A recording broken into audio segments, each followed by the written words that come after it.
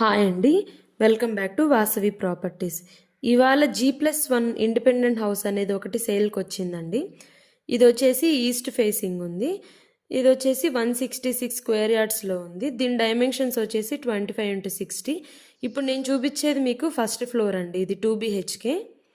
కింద గ్రౌండ్ ఫ్లోర్లో కూడా ఒక 2 BHK ఉంది. కింద car parking plus 2 bike parkings కూడా ఉంది.